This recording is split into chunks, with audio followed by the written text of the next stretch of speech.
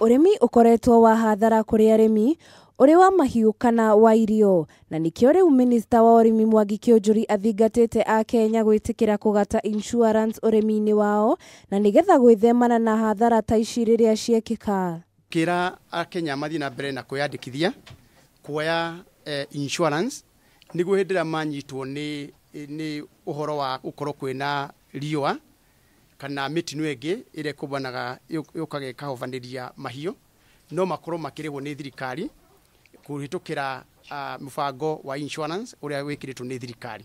Kuringana na Kiunjuri, to mahiu magirire ni kugitirwo indi ona mimera makiria riri riera ritwikite ria gucenjia o gwakia. Na wakeri ni ati ona arimi a irio ara mararima mbembe, makarima mboco, makarima waru na mimera ingi o yothe thirikari ina insurance ikirite niguo murimi angithie mugunda wake arime irio na akorwo akwiharirie kugetha ngonia 10 cia waru arime ngonia ciume ngonia 6 ngonia icio 4 atanagetha ni akorwo ni thirikari.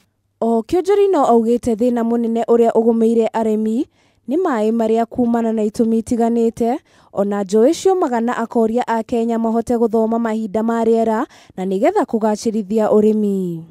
Climate change is a reality. We are already experiencing climate change in this country, in all the areas, all the counties.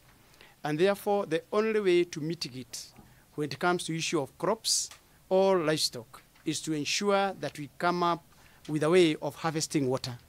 Because even if you look at our rivers, those who come from areas that are rivers, even before harvesting of the water, without anybody interfering with those rivers, you can see they are already drying up.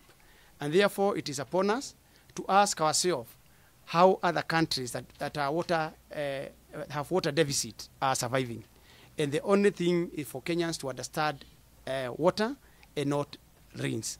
Thirikari ni ikireire muigana wa shiringi milioni 86 nigetha kurugamirira insurance ya mahiu. Ngiribotera metha ya onjoria ya Kameme TV, ritwa riakwa ni Wanjiru wa Mwarari.